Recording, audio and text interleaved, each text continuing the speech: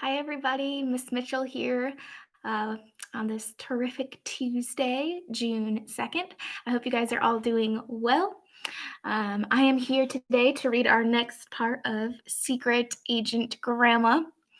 We started it yesterday, and our narrator was planning a trip to go see his grandma. And his mom was like, "Oh, you got everything you need, and you know what to do." And he's like, "Yeah, mom, I'll be fine." Well, he gets to the train station, and then he gets a call from his parents or his mom saying, "Danger, grandma, oof, over, or whatever, and come home immediately," something along those lines.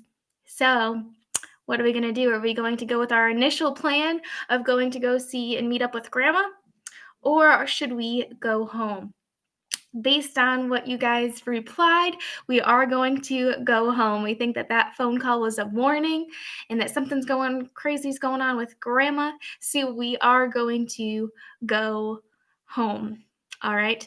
So if you get out of there right away, turn to page 12. And if you remember, the train station started to rattle too. So it's probably best to get out of there. So we're going to go to page 12. The station rattles and shakes around you. Your hands clutch the information counter so tightly your fingers cramp. A framed picture on the wall behind the clerk crashes to the floor. "Get me out of here!"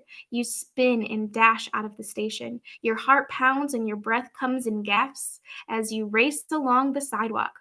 Whoops. Too bad. You weren't looking where you were going. Otherwise, you would have seen the garbage truck before you landed in the middle of the gunk, the goo, and the gross slime. Ew. Hold your nose and close the book quickly. You stink. You've come to a very smelly end. P.U. You landed in a garbage trunk. And that's the end. Can you believe it? Well, you know what? Sometimes with these books, you know how when you get to the end of the book and you're like, "I'm not happy with that ending."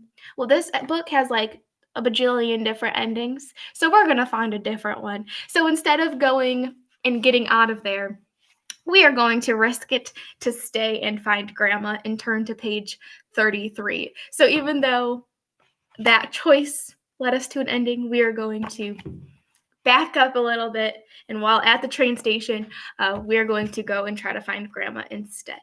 All right, page 33. Here we go. You can't go home without your grandma, even if you feel as if you're in the middle of an earthquake. You clutch the information counter to keep from falling over. You smile at the clerk, hoping to mask your fear.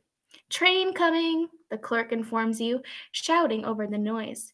"Every time one comes in, this old station rattles like a baby's toy." So that's what the rattle was. It's just a train coming in. No big deal, right? "I knew that," you fib. You hope the clerk doesn't notice how white your knuckles are. The rattling stops with the loud screech of brakes. You make your way out onto the platform just as the doors to the train open. Mobs of people push their way out of the doors. You scan the crowd, searching for an old lady in yellow pants and a purple shirt. No luck. "Hey, what are you doing here?" a voice calls. Turn to page 4. Who could it be? You're surprised to see your friends Chuck and Ginny rushing toward you. "Hey guys," you greet them. "I'm here to meet my grandmother. What about you?" "We're going to the hockey game, remember?" Chuck tells you. "I invited you." You remember you couldn't go because of your grandma's arrival. Our moms are letting us take the train on our own," Ginny adds. "Of course, we had to promise to stay out of trouble." Ginny giggles. "As if." "Have fun with grandma," Chuck teases. They board the train. You sigh jealously as you scan the thinning crowd. Still no grandmother. Is this what your mother had been trying to tell you? That your grandmother wasn't coming after you? You're about to leave the station when you hear something that stops you in your tracks. Something terrible. What makes your blood run cold? Find out on page 86. "Cookie, Cookie, over here!" You shudder at hearing your old nickname. You hate that name. Luckily, Ginny and Chuck aren't around to hear it. "Cookie!" You turn toward the voice. At the end of the station, you see a woman with white hair. She's waving wildly.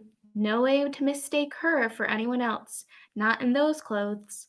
You wave back, approaching her cautiously. Anyone who would call you Cookie is likely to pinch your cheeks, too.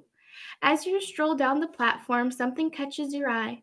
Bright red letters scrawled across one of the train windows. A message.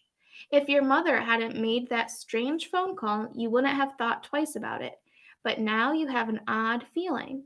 Maybe the message is meant for you. Read the message on page 100.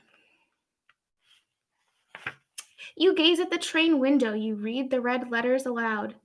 Empla? Empla? You mutter. What does it mean? It doesn't sound familiar. Maybe it's not an English word. That terrible nickname interrupts your thoughts. Cookie, I'm waiting for a big hug and kiss. Exactly what you're afraid of. Hi, Grandma. You stop several inches away from her, just beyond her reach. Wrong. Grandma throws her arms around you, squeezing you hard, so hard you can barely breathe. Finally, she releases you. Cabs are at the other end of the station, you gasp, trying to catch your breath. Grandma follows behind you, chattering all the way. She asks about your school, your parents, and your mother's rose bushes. On the way out of the station, you pass the train window with the message again. I've got it, you think. I know what it means. But do you really? If you know what it says, we are going to turn to page 14. If you need help to figure it out, turn to page 129. So let me know if you know what the message is. Once again, it's EMPLEH. EMPLEH. I think I know, but do you? Let me know in the comments and we will pick up at this spot tomorrow to go from here. If you know what it is, try to keep it to yourself. Just comment I know. If you don't know, you can comment I don't know. All right, we'll be back to read the next part tomorrow. Have a great rest of your day, you guys. Bye.